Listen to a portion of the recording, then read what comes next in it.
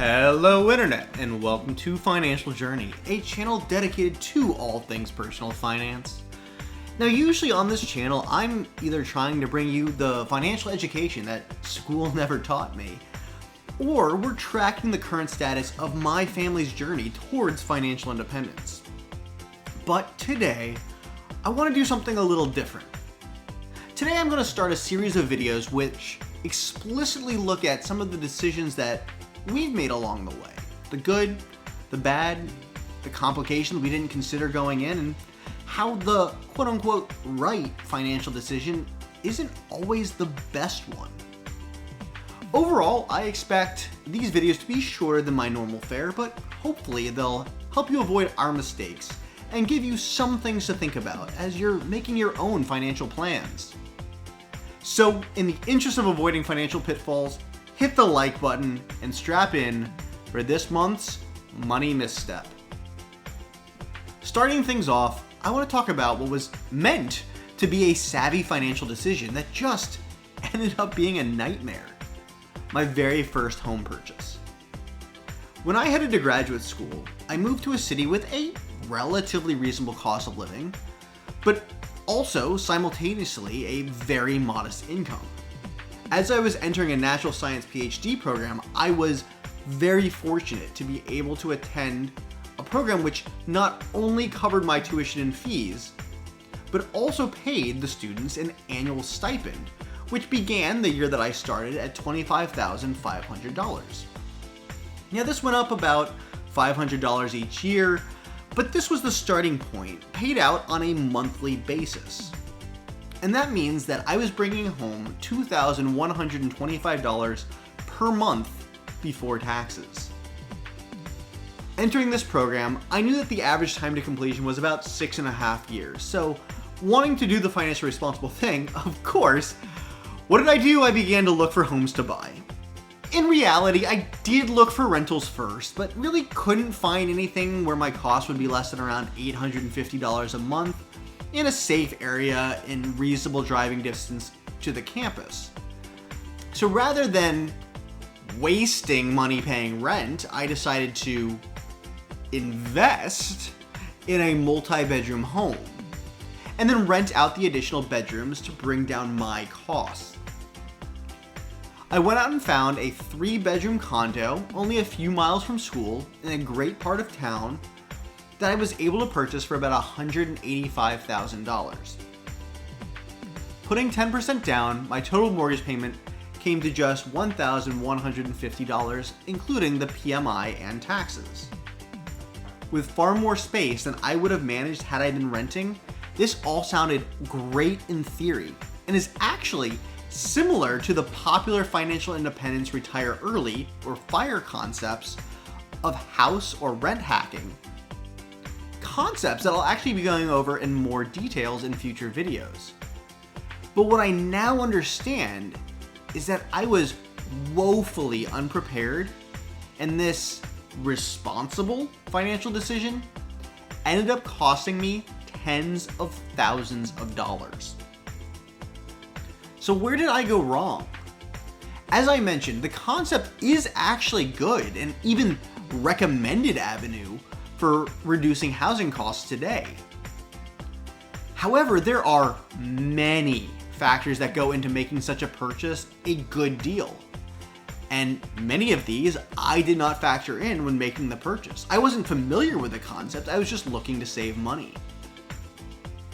For real estate purchases, and particularly investment real estate, the money is really made on the front end with the deal you get on the purchase.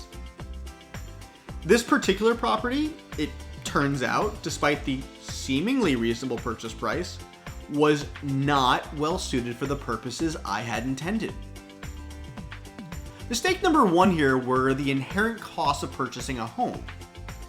General guidance says that if you're not going to live in a property for at least 7 years, then it's difficult to recoup the cost that's associated with purchasing the property, just using appreciation to make that up.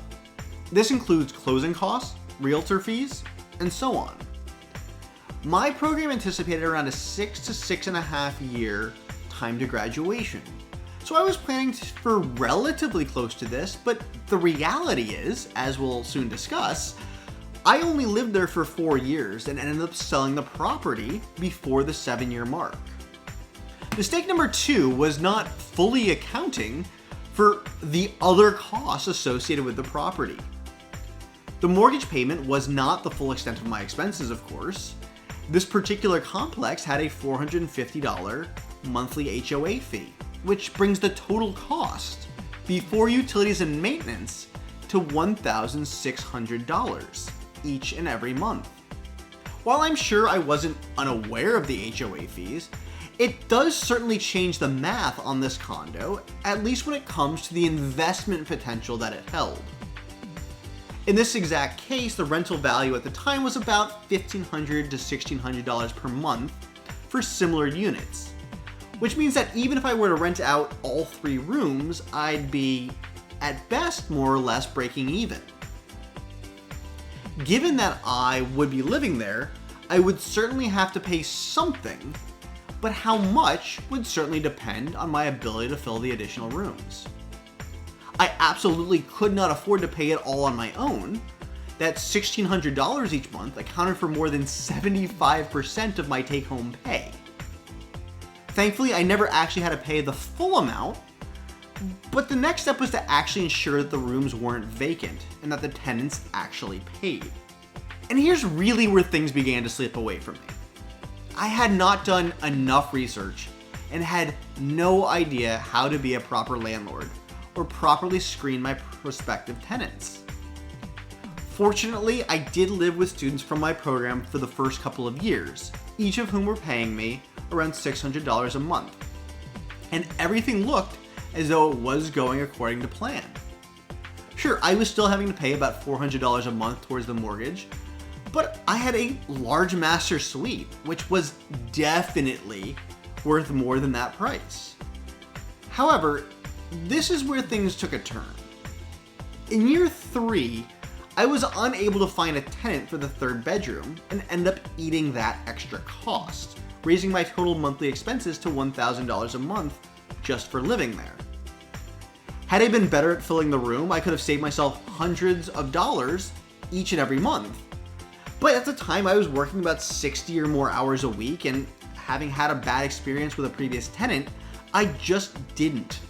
And thus, we have mistake number 3. Now, the next mistake is one that I couldn't really predict.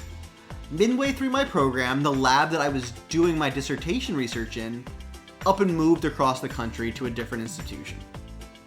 Long story short, I found myself suddenly relocating away from my ever so well-laid plans. And here's where the inherent issues with a property as purely an investment come into play. Given that the condo could only really support a rental price of around what I was paying for the mortgage and HOA, there was no extra leeway to gather a profit or to hire a property manager in order to fill the rooms, collect rent, and so on without myself taking a loss. Now, to make matters worse, if I was ill-equipped to find renters while I lived in the place, doing so from across the country was basically a lost cause. So not only did one room sit empty, but one of the tenants that I did find simply stopped paying their rent. So although I did receive a slight increase in pay as I moved to an area with a higher cost of living, I now had about a $1,000 per month anchor around my neck, where I was paying for this condo even though I wasn't living there. And that actually brings me to mistake number 4. I simply lacked a clear understanding of the rights and processes for a landlord, as well as my tenants, and despite one tenant living there for over a year without paying, I found myself unable to evict them. It wasn't until a year and a half after I moved out of the state that I was able to sell this property that was costing me money each and every month. And of course, just to add insult to injury, I purchased this home in 2008, right before the real estate bubble burst and we entered into the Great Recession. So all the home appreciation that I was hoping to gain ended up being a more than $20,000 loss. And that's even before considering any closing costs and the extra mortgage payments that I was paying every month. Now, do I have a better understanding of personal finances and the optimal characteristics for rental properties today? Absolutely. But at the time, the property did meet my original expectations of lowering my housing expenses while presumably investing for the future. But this just goes to show that insufficient preparation when dealing with investments can, even when you have the best financial intentions, result in significant losses, and just demonstrates how important it is for me to continue to learn these principles even today. To be honest, I'm sure these probably aren't even half of the mistakes that I made on this one investment alone. These are just the ones that still stick with me to this day. But how about you? What financial decisions have you made with all the best intentions that just turned into a nightmare due to insufficient understanding or unforeseen circumstances? I would love to hear them if you'd leave your comments below. For more videos about my family's finances and the financial mistakes we've made along our own financial journey, be sure to check out our other content and ring the bell to be notified when we post new ones. Additionally, I'm posting every week on personal finance topics, ranging from credit scores to investments and even through retirement. If you haven't already, be sure to smash the like button and check back soon for new videos. I'll see you in the next one.